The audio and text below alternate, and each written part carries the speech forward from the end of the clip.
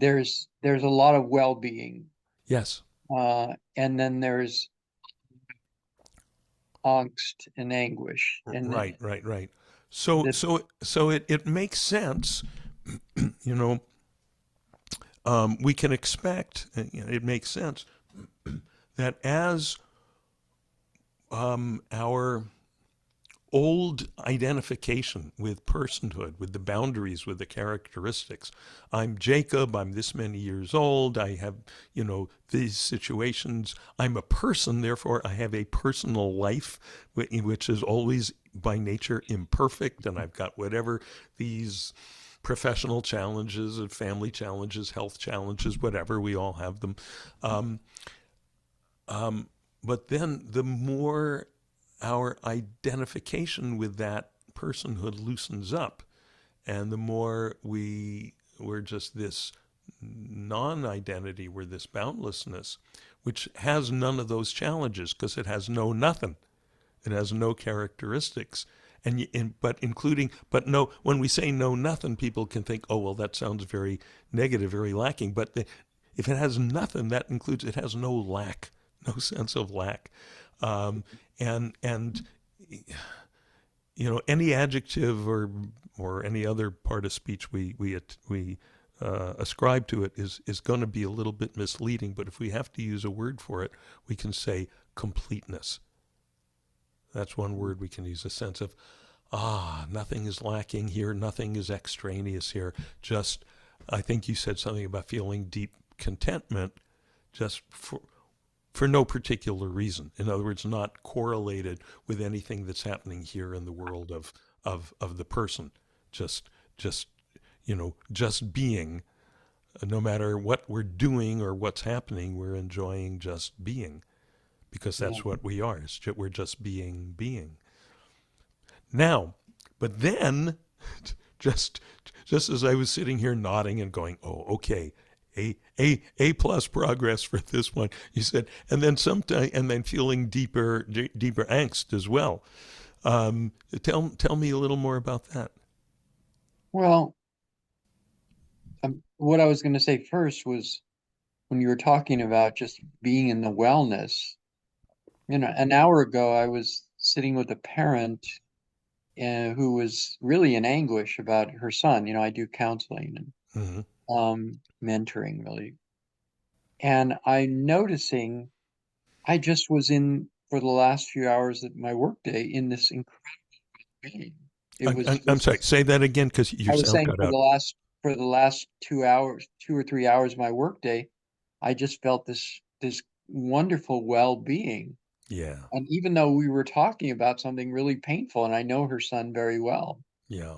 um, on the other hand, what you were just asking about, I have a lot of experiences of just just being consumed with worry. Mm. Waking up in the middle of the night, not being able to get back to sleep, and it can seem like those two. Am I going crazy? Am I because the and I have to put that in there because some of it could be aging, some of it could be long COVID, which I have, Right. but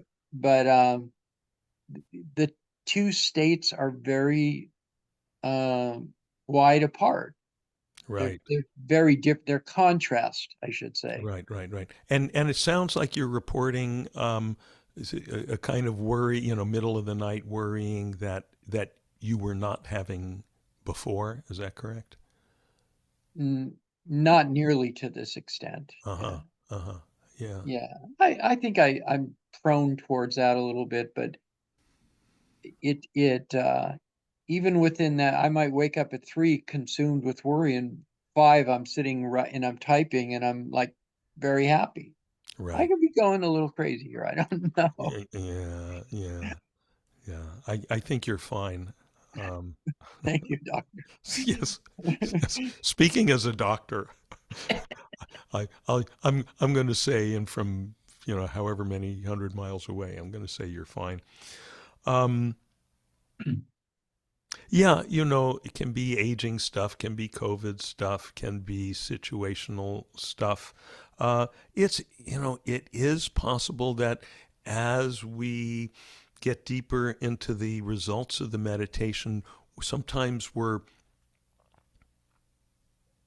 more tuned in to feelings that we have, including, what's sometimes called the afflictive feelings, the so-called Yeah, negative, the challenging feelings, that whereas our awareness of them before may have been repressed yeah, because we may have yeah, felt, oh, so interesting. it's not okay for me to be worried, it's not okay for me to be afraid or for me to be angry. Often when people are repressing feelings like that, what they'll do is to distract themselves from the feelings, they'll push them into their bodies, very commonly into your back, somewhere in your back. There's a whole book about that, Healing Back Pain by Dr. John Sarno, a very profound book about Mm, how people, the back is like when we don't want to see something, the place to put it is yeah, in our back. We don't have, and how people, when they don't think it's okay to be worried or angry or whatever it is. So what they'll do is they'll tighten up their back. hmm, We don't realize that we're doing it, but we're actually doing it because we're very clever monkeys, and we tighten up our back. So then instead of saying, "Oh, I'm scared" or "Oh, I'm pissed," we say, "Oh, my aching back." yeah, And then we go to the doctor and he gives us or she gives us an MRI and you go, oh well, you've got herniated disc at L5. Sarno in his book cites a very interesting study where they took a bunch of people whose backs were fine, they were asymptomatic, and gave them all MRIs, and it turns out if you're over age 35, everyone's got herniated discs. So, but when the doctor tells you that, see, then now you've got like, oh, this is real. Now you got a peg to hang on. By the way, we discovered this book. Maggie, my late first wife, had chronic, crippling back pain for 6 years and tried, massage and chiropractic and acupuncture, all that. Nothing really helped. And then we found Dr. Sarno's book, and she read the book, and in about a week and a half, her back pain was gone. And basically, the whole method is simply the moment that you start to feel that first, oh, my aching back or my neck or whatever, instead of saying, oh, my back, say, oh, what emotion is going on here that I'm ignoring? mm, And that's all. Just ask the question and see what you see. mm, Not try to get rid of it, not go into deep Freudian analysis about it. Just yeah, check that out. So that may be part of the picture here as well. hmm, But long term, and again, this is where this not only the sangha that our little group here, but the greater sangha, all of us practicing together, engaging in meditation, in dharma practice, integrating meditation in our lives over the period of thousands of years, we know long term the direction of the practice. We know what happened, and it's not going into more and more worry long term. So we can, when we run into this, we can go, okay, this is an interesting, maybe bump in the road.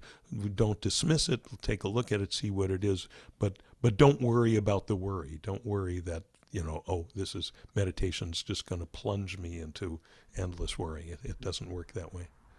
so Alfred E. Newman was right. Alfred E. Newman was indeed right. What me worry?